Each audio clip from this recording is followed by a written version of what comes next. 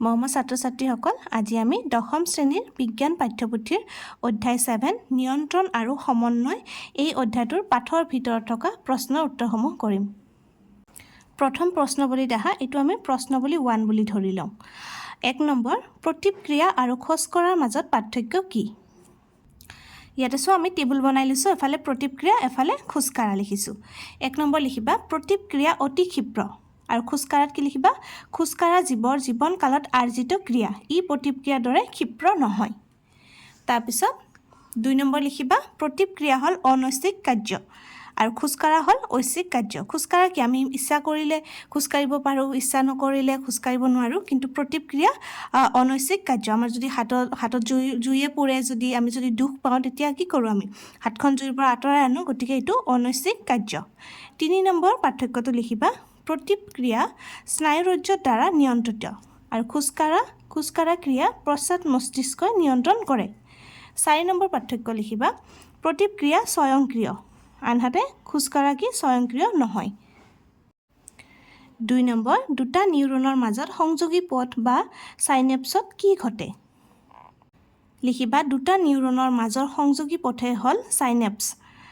একচনৰ প্ৰান্তীয় শাখাত বৈদ্যুতিক প্ৰেৰণাৰ পৰা মুক্ত হোৱা ৰাসায়নিক পদাৰ্থবোৰ এটা স্নায়ু কোষৰ একচন আৰু ইয়াৰ নিকটৱৰ্তী কোষৰ ডেনড্ৰাইটৰ মাজত সংযোগী পথ চাইনেপছৰ মাজেদি পাৰ হৈ আনটো স্নায়ু কোষলৈ প্ৰেৰিত হয়।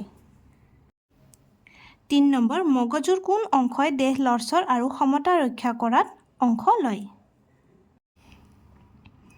এইটোৰ উত্তৰটো একেবাৰে সৰু, অকল কোন অংশৰ জেগাত কি লিখিবা? চেৰিবেলাম লিখিবা। মগজুৰ চেৰিবেলাম অংশই দেহ লৰচৰ আৰু সমতা ৰক্ষা কৰাত অংশ লয়। 4 নম্বৰ, আমি ধূপকাঠিৰ গোন্ধ কেনেকৈ লওঁ?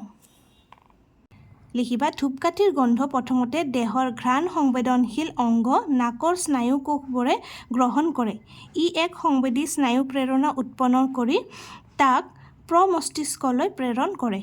উক্ত সংবেদী স্নায়ু প্ৰেৰণা আৰু মস্তিষ্কত সঞ্চিত হৈ থকা বাৰ্তাসমূহ বিশ্লেষণৰ যোগেদি মগজুৱে সিদ্ধান্ত গ্ৰহণ কৰে, ফলত আমি ধূপকাঠিৰ গোন্ধ পাওঁ।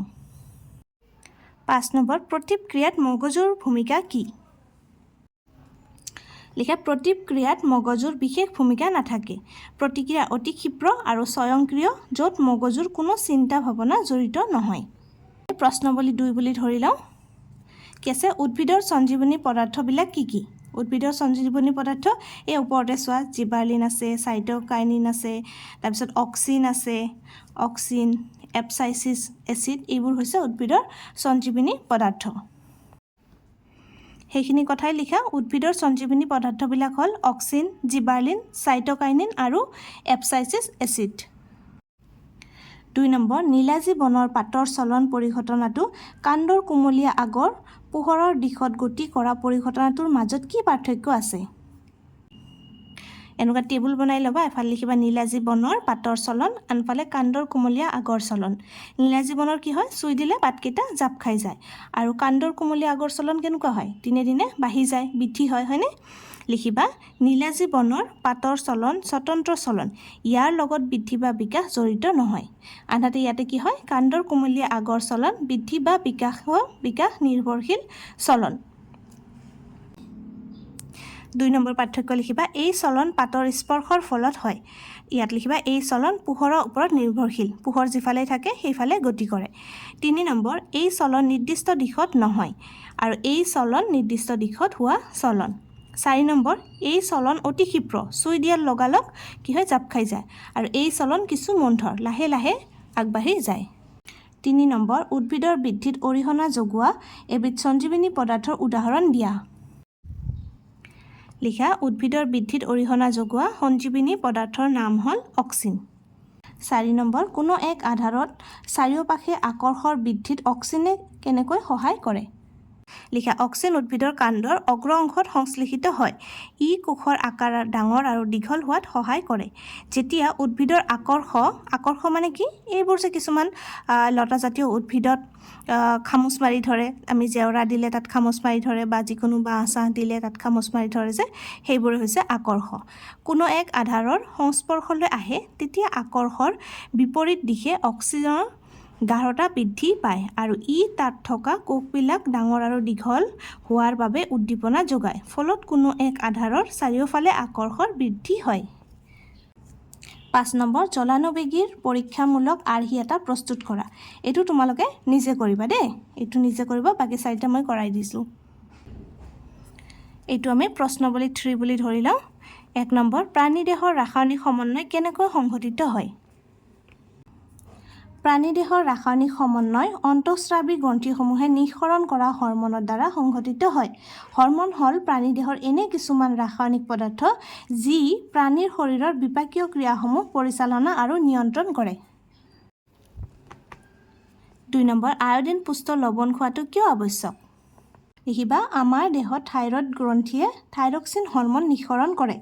দেহৰ কাৰ্বহাইড্ৰেট, প্ৰটিন আৰু চৰ্বিৰ বিপাকীয় ক্ৰিয়াসমূহ থাইৰক্সিনে নিয়ন্ত্ৰণ কৰে।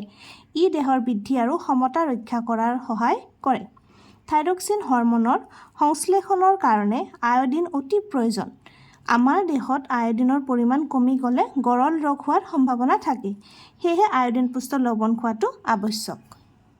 3 নম্বৰ, আমাৰ দেহৰ তেজত এড্ৰিনেলিনৰ নিঃসৰণ ঘটিলে দেহত কেনে প্ৰতিক্ৰিয়া হয়?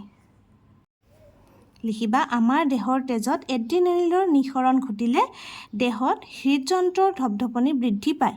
ইয়াৰ ফলত পেশী কোষসমূহত অক্সিজেনৰ যোগান বৃদ্ধি পায়।